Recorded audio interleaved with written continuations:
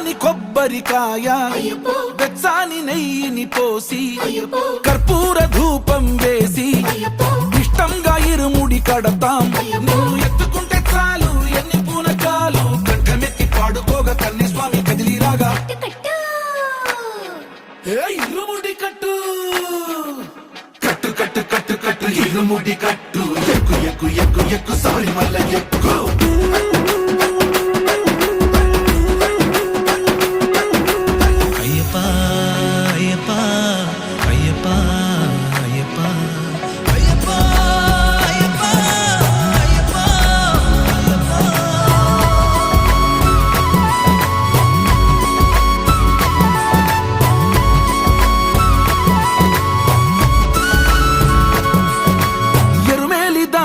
వస్తాం పంబలో నమూనకే వేస్తాం అప్పాచి మేడు